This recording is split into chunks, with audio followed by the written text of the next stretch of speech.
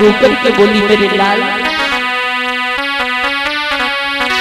कि जगी जा रे जगी जा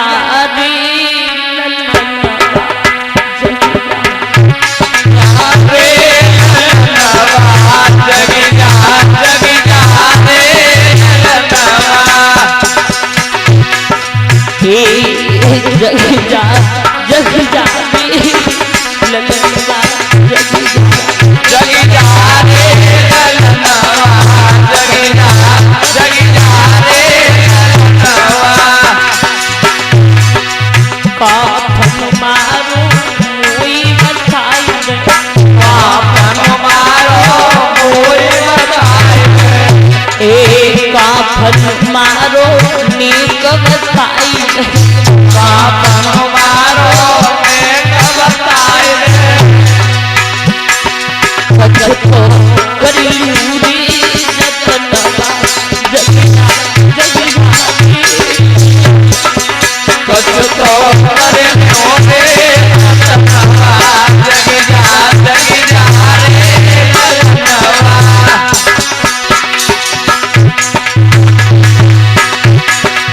लाला बड़ी छपरिया तेरी दिल के बड़ी छपरिया तेरी दिल के एक तीरो बनी गऊ है सदनता जगजा तीरो बनी गऊ रे वदनवा जगजा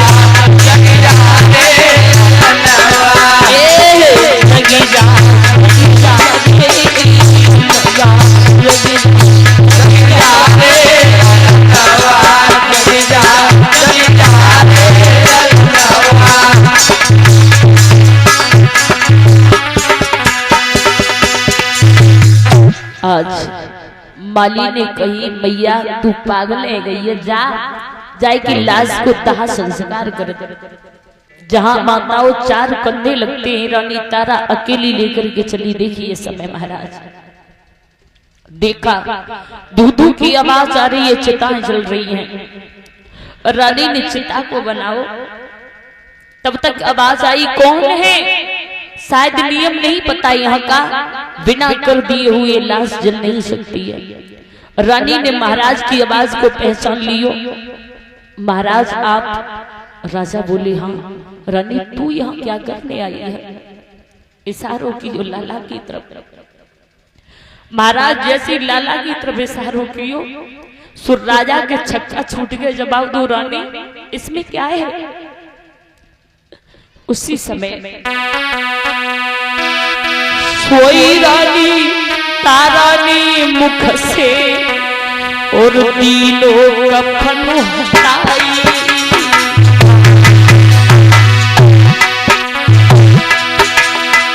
लाश देख के बछड़ा की, लाश देख के बछड़ा की भूख गिरे सखाई।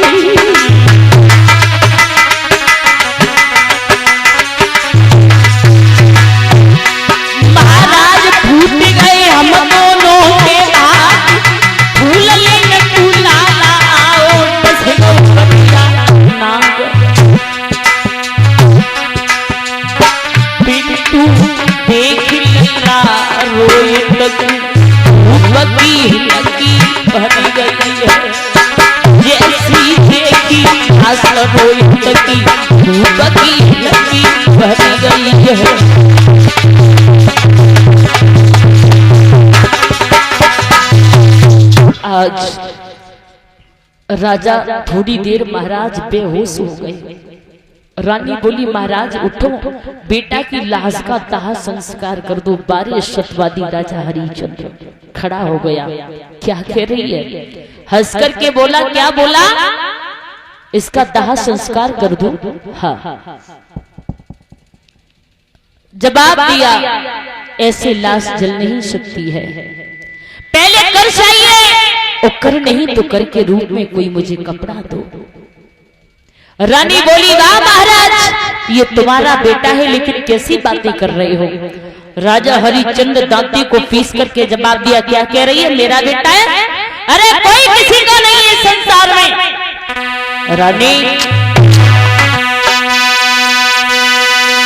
ना कोई नारी हो घर को दे दे आज टंगा कोई कर को और ठेका नहीं मुझे जीवन भर को।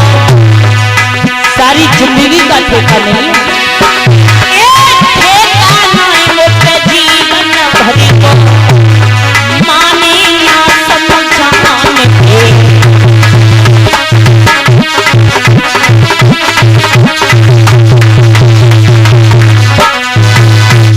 रानी सारी जिंदगी का हमारे ऊपर कोई ठेका नहीं है।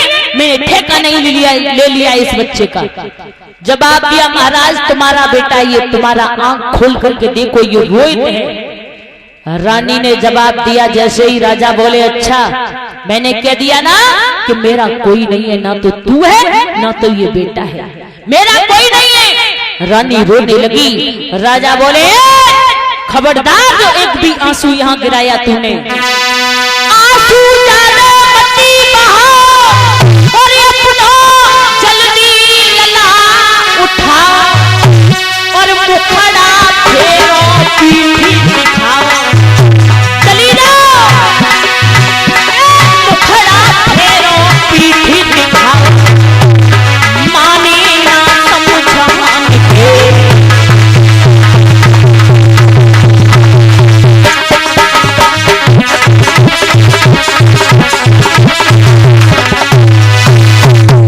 रानी बोली वाह महाराज आज पता चल गया कि वास्तव में तुम इसके पिता नहीं हो सकते। राजा बोले मैंने कह दिया ना कि अपने बेटे को उठा ले इसी वक्त यहाँ से चली जा। बड़ी आई हमें समझाने वाली मन में कर ले याद पुरानी और चांदना भरना गए पानी। रानी और बात न खूब बनी निसुरानी। बड़ी पंडितानी बन रही। बात न खूब बनी निसुरानी तेने नखड़े खूब करे।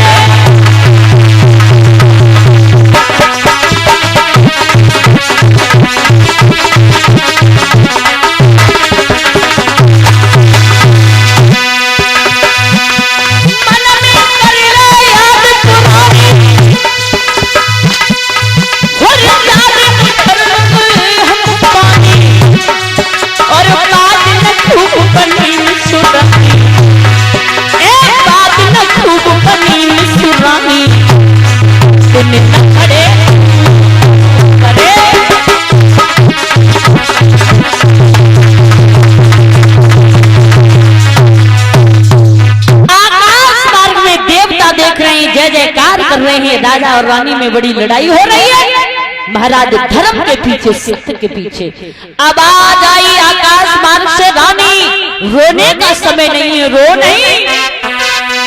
देखी गंगा नंद से ज्ञानी और पूछो दो अखियां से रानी आंखों से पानी को पहुंच ले। पूछो दो अखियां से पानी और अंत में ये साड़ी फाड़नी पड़ी।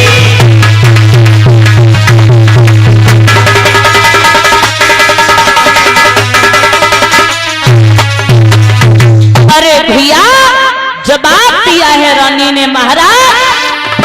अरे हम पे विपता पड़ी पिया तुम कठिन पे जठानी।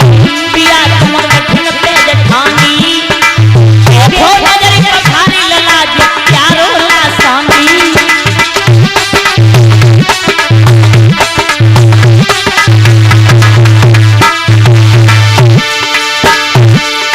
अरे राजा मेरा परगट में सूखे हमें कमाल मोहती पिया तुमक फटके। अरे लला को दाग लगाई दियो पूत को दाग लगाई दियो। आदि साड़ी बच्ची मंगने फन दे दियो। आदि साड़ी बच्ची मंगने फन दे दियो।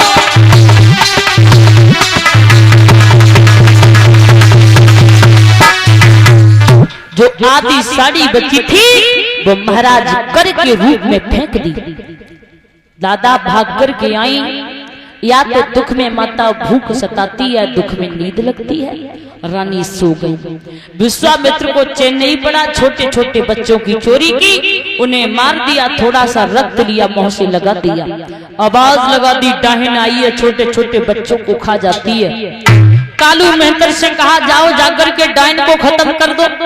कालू मेहतर बोला अब ये काम हम नहीं करते, हमारे यहाँ पर नौकर रहता है। हरिया को बुलाया। हरिया बोलिए मालिक, जाओ डायन को खत्म कर दो।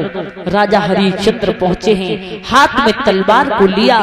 रानी से कहा रानी तुम्हारा बच्चा इस संसार में नहीं है, इसका मतलब ये नहीं है कि तुम किसी के बच्चे को न छोड़ो।